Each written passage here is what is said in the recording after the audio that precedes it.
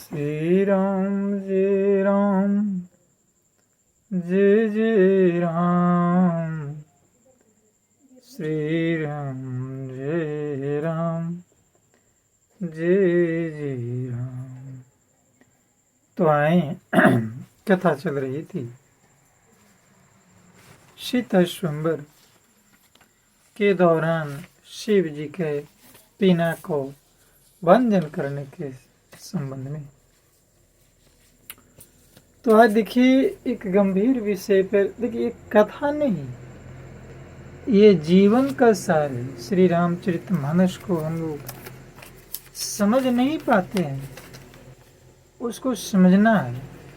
और श्री रामचरितमानस को समझने का सार्थक पहलू तब सार्थक रूप में आएगा। सार्थक पहलू दस क्या समझ रहा है? सार्थक पहलू तब सार्थक रूप में आएगा जब उसे हम अपने वास्तविक जीवन में ढाल पाए।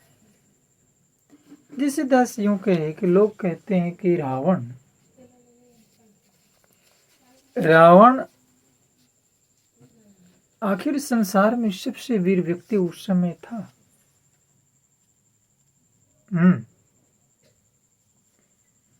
त्रेता युग में रावण ने सीता स्वयंवर के दौरान शिव जी के पिनाक को क्यों नहीं तोड़ सका? प्रश्न है। रामचरितमानस में प्रमाण है। सीता स्वयंवर के दौरान रावण और बांकासुर जब मिथिला में गए थे तो देखने के बाद, यानी शिव जी के पिनाक को जो ही देखा, रावण त्रिकालदर्शी था, ज्योतिष का अच्छा ज्ञान था, ज्ञानदाता भी था। वो समझ गया कि ये शिव जी का पिनाक है और शिव जी के पिनाक को वही तोड़ सकता है जिससे शिव जी तोड़वाना चाहेंगे। अब देखिए यहाँ पर बात आती है, कथा की बात नहीं है, जीवन की सार की बात है कि आखिर चाहता तो वो हाथ तो लगा सकता था, लेकिन वो रावण शिव जी के पिनाक को छुआ तक नहीं है। क्यों? प्रश्न है। प्रश्न ये नहीं है कि रावण को ताकत नहीं थी, शक्ति नहीं थी। प्रश्न ये है कि रावण उसे छुआ क्यों नहीं? क्योंकि बिना टच किए कैसे जाना कि ये हमसे टूटेगा या नहीं टूटेगा? प्रमाण है। श्री रामचरितमानस में आप देखते हैं, देख रहे हैं कि शिव जी विश्वगुरु, शिव जी किन को भजते हैं? शिव जी अपने आराध्य किन को मानते हैं? शिव जी के आराध्य हैं राम, और राम के सिवाय वो कोई मंत्र जानते ही नहीं। और शिव विश्व गुरु हैं, तीनों लोक के गुरु हैं, प्रमाणित है। तो जैसे देखिए जी कहते हैं कि जिस गुरु के पास जो मंत्र रहेगा, जिस मंत्र का वो जाप करेंगे, जो मंत्र रहेंगे और जिनका वो जाप करेंगे, वही मंत्र तो अपने शिष्य को देंगे। मानस कहती है शिव जी का एकमात्र आराध्य मंत्र था राम राम राम। राम के सिवाय शिव कुछ जानते नहीं थे। अब शिव जी के शिष्य थे कौन कौन? शिव जी के शिष्य थे परशुराम भगवान, शिव जी के शिष्य थे परशुराम भगवान। शिव जी का शिष्य था रावण, है बांकासुर।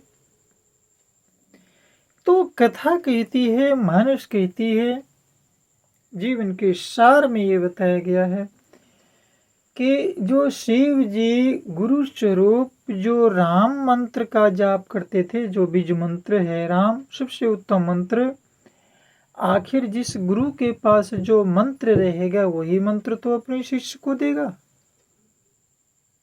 और देखिए विचित्र बात यह है कि राम अवतार बाद में हुआ है और परशुराम अवतार पहले हुआ है। क्या विचित्र लीला है प्रभु का। परशुराम अवतार पहले हुआ है, राम अवतार बाद में हुआ है। और परशुराम भगवान महेंद्रगिरी पर्वत पर ध्यानरत है, वो अभी भी ध्यानरत है, क्योंकि कहते हैं कि वेद मत और लोक मत दोनों से प्रमाणित है कि परशुराम भगवान जो आए सो दोबारा गए नहीं। महेंद्र राज पर्वत पर आज भी वो तपस्यारत है। अब देखिए यहाँ पर बात आती है, ध्यान देने योग्य है, समझने योग्य है कि जो दीक्षा परशुराम जी ने शिव जी से लिए होंगे तो वो तो अपना गुरु मंत्र सुरम राम का ही मंत्र दिए होंगे।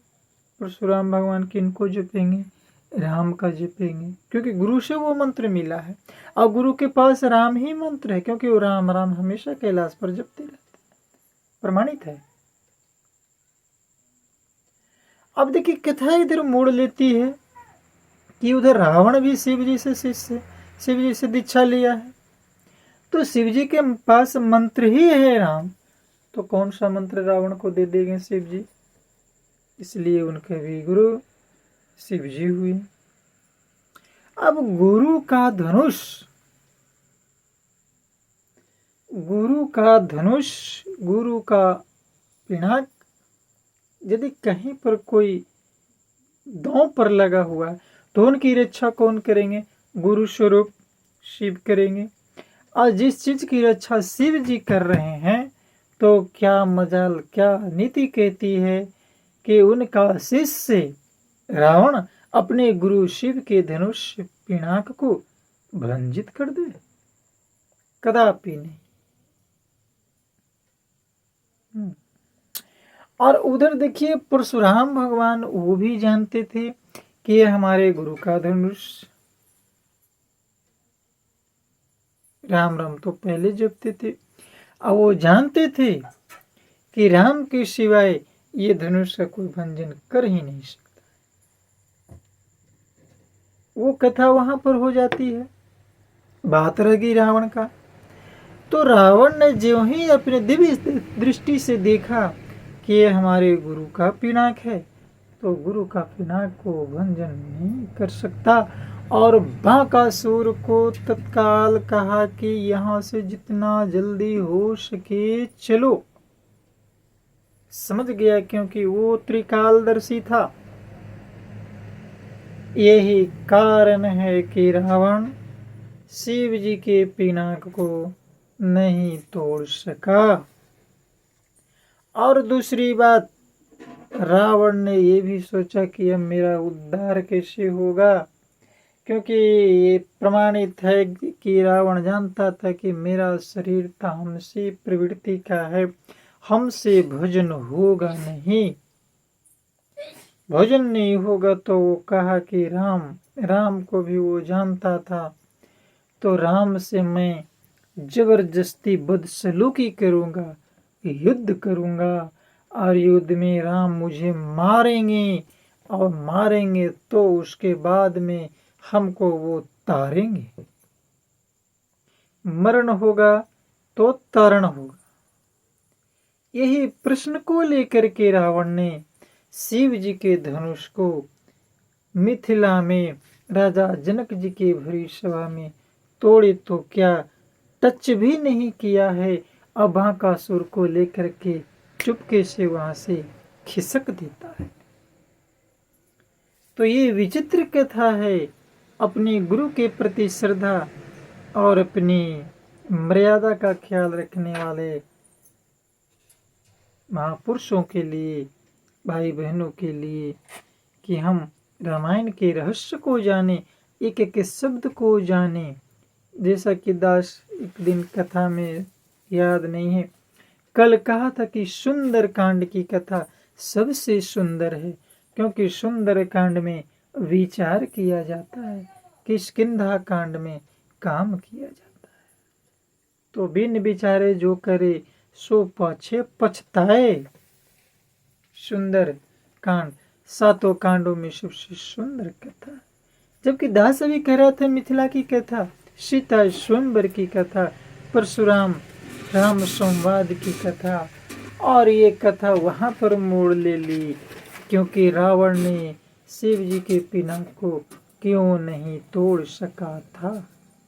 कारण यही था। दास आज इतना ही पर अपने विनती को स्वीकार करने के लिए आपके चरणों में नतमस्तक होकर प्रेम से कहता है, जय श्री राम।